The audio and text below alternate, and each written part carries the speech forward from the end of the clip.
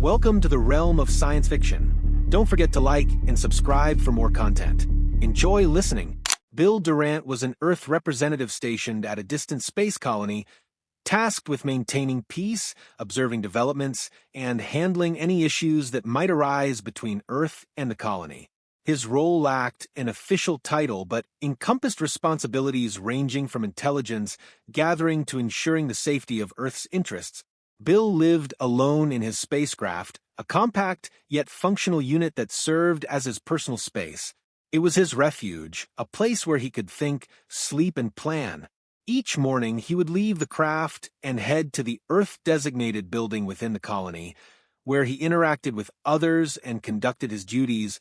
On a particular day that began like any other, Bill felt a strange unease as he walked back toward his spacecraft. The narrow pathways of the colony were eerily silent, save for the soft hum of distant machinery. As he approached, something unusual caught his attention. A soft, ethereal glow emanated from within his ship. Through the small, reinforced windows, he could make out a shadowy figure moving inside. His pulse quickened. "Someone's in my ship," he muttered, quickening his pace. Reaching the door, he hesitated briefly, his hand hovering over the control panel. Steeling himself, he pressed the button, and the door slid open with a hiss.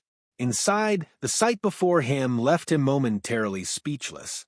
Standing in the center of the room was an alien woman unlike any he had encountered before. Her features were otherworldly yet captivating, with shimmering silvery blue skin that seemed to glow faintly under the spacecraft's lights. Her eyes, large and luminescent, studied him with a mix of curiosity and confidence.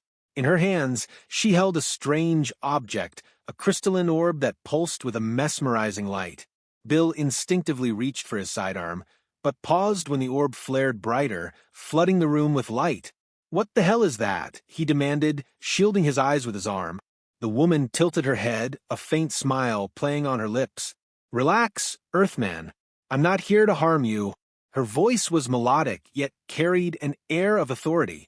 Bill lowered his arm cautiously, his eyes narrowing. "Who are you? And what are you doing on my ship?"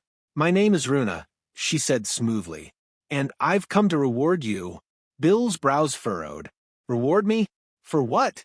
Runa extended a hand, holding up a sheet of paper covered in delicate alien script. At the bottom, in neat, translated text, it read, "For maintaining peace and harmony between Earth and the colony, you've been instrumental in ensuring that your people and mine coexist peacefully," Runa explained. "Such efforts deserve recognition."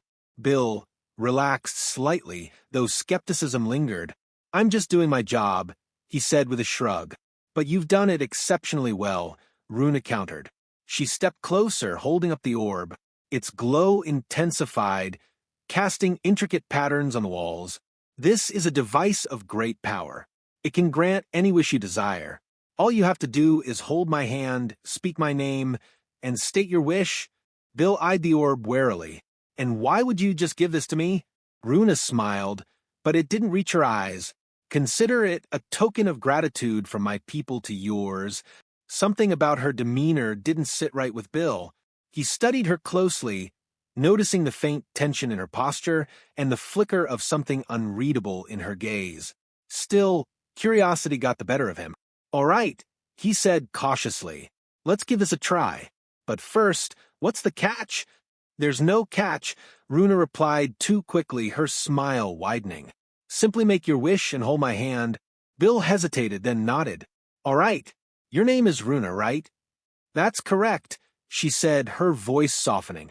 Taking a deep breath, Bill reached out, his fingers brushing against hers. The orb's light flared brilliantly, enveloping the room in a warm glow. "Runa," Bill declared, his voice steady, "I wish for peace between Earth and this colony to last forever." For a moment, silence hung in the air. Then, the orb's light flickered and abruptly went out. Runa's smile vanished, replaced by a look of pure frustration. "Well, that's unexpected," she muttered, withdrawing her hand. She glanced at Bill, her composure faltering. "It seems there's been a malfunction. I'll have to look into this. Goodbye for now." Before Bill could respond, she turned and left the ship in a flurry, leaving him standing there, bewildered. Runa stormed back to her quarters, her mind racing. Her plan had failed spectacularly. She had hoped to manipulate Bill into wishing for her, using the orb as a pretense to seduce him. But his selfless wish had rendered her efforts useless. She couldn't give up, though. There were other men in the colony, and surely one of them would fall for her charms. Her next target was Wayne Booker, a reserved yet brilliant engineer who worked in the colony's energy station. Wayne was methodical, preferring machines to people, and rarely engaged in social interactions. Runa approached him while he was inspecting a series of control panels. "Wayne," she called out, her voice dripping with charm. "I've been looking for you." Wayne turned, his expression neutral. "Can I help you?" "I've come to offer you something extraordinary," Runa said, holding up the orb. "This device can grant any wish you desire. Think of it as a reward for your contributions to the colony." Wayne studied the orb, then glanced back at her. "I appreciate the thought, but I don't believe in shortcuts. Anything worth having is worth earning." Before she could respond, he turned back to his work, leaving her speechless. Determined to succeed, Runa targeted Joshua Helms, a cheerful agricultural specialist. She found him in the hydroponics lab, carefully monitoring the growth of synthetic crops. "Joshua," she began, her tone light and friendly. "You've done such amazing work here. Let me reward you with something special." Joshua looked up, intrigued but skeptical. "Reward me? With what?" "This," she said, presenting the orb. "It can make your dreams a reality. All you have to do is make a wish." Joshua chuckled, shaking his head. "Thanks, but I'm good. I've got everything I need right here." Another rejection. Runa's frustration grew, but she pressed on, targeting Mike Clark, the colony's communications expert. Mike, however, simply laughed when she made her pitch. "Sorry, Runa, I don't trust glowing trinkets. But hey, good luck with whatever this is." Rejected. At every turn, Runa retreated to her quarters, defeated. She realized her approach needed a change. Instead of targeting individuals, she decided to organize a colony-wide event, hoping to build connections and regain her confidence. While planning the event, she passed by Bill's spacecraft again. To her surprise, he was standing outside, watching her with a curious expression.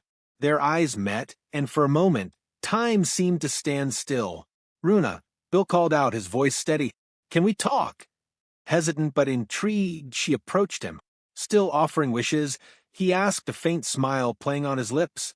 Runa blinked, caught off guard by his tone. "Always," she replied, trying to sound confident. Bill stepped closer, his gaze intense. "I don't need a wish," he said quietly. "But I think I understand what you're really looking for."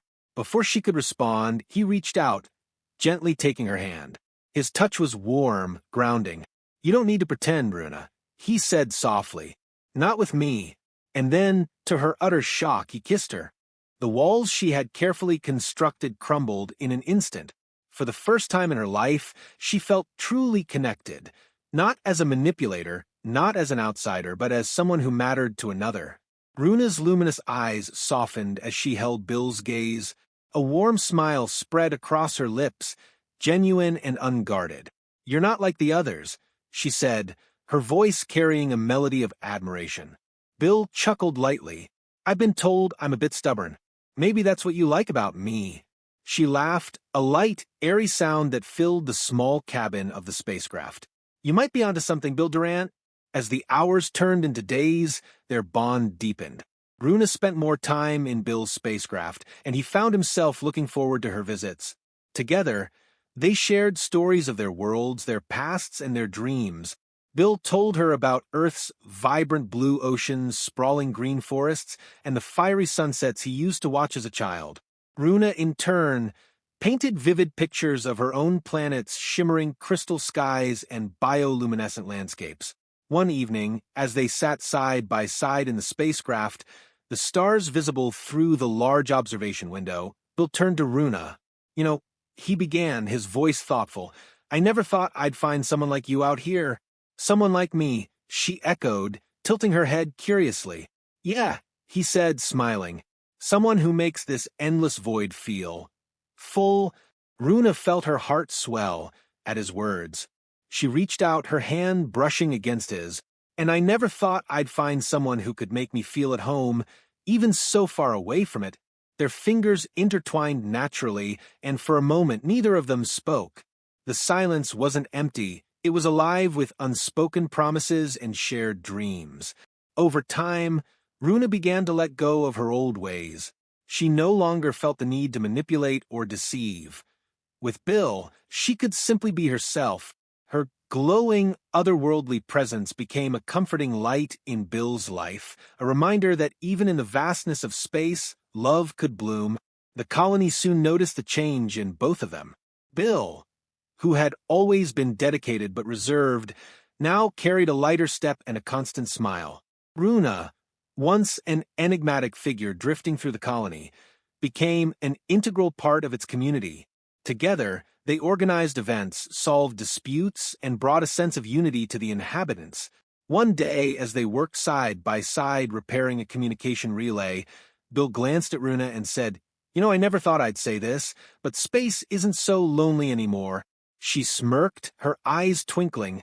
"That's because you have me now, Bill Durant, and I wouldn't have it any other way," he replied, leaning in to steal a quick kiss. Their life together wasn't without challenges, but they faced each one as a team. When new diplomatic issues arose between Earth and the colony, they worked tirelessly to maintain the fragile peace. Runa's ability to understand people's motivations, combined with Bill's steadfast integrity, made them an unstoppable duo. At night, beneath the endless expanse of stars, they would sit together on the observation deck of Bill's spacecraft, their hands lightly intertwined. The silence of space wrapped around them like a comforting blanket, broken only by the gentle hum of the ship systems. "Do you think they'll ever truly accept us?" Runa asked softly, her gaze fixed on the distant galaxies that seemed to shimmer just for them. Bill squeezed her hand gently. "I think they already do. Look at how much things have changed since you and I started working together. The colony feels different now, brighter, more connected." Runa tilted her head, a small smile playing on her lips. "That's because you're stubborn enough to make everyone believe in the impossible." Bill laughed, his voice warm and rich. "And you're charming enough to make them want to." They often talked like this, weaving dreams of a future where humans and other species didn't just coexist, but thrived together. Runa's once skeptical heart had softened, her hope renewed by the unwavering faith Bill had in her, and in the world they were building together. As the days turned into years, their love didn't just grow. It became a foundation for something greater. The colony thrived under their influence, with disputes turning into dialogues and differences becoming strengths. People began to look to them not just as leaders, but as an example of what was possible when trust and understanding took root. On particularly clear nights, Bill and Runa would return to their favorite spot under the stars. They would sit quietly, their shoulders touching, their breaths synchronized. It was in those moments that they felt the weight of their journey, both the struggles they had overcome and the endless possibilities ahead. "I never thought I'd find something like this," Runa admitted one night, her voice barely above a whisper. "Something like what?" Bill asked, turning to her with a soft smile. She met his gaze, her luminous eyes reflecting the starlight. "Home." Bill's smile widened, and he pulled her close, his arm draping over her shoulders. "Home isn't a place," he murmured. "It's wherever we are, together." And so, beneath the endless expanse of stars, their love continued to shine, a beacon not just for the colony but for the universe itself, proving that even in the vast, silent void of space, the brightest light came from the connections they shared.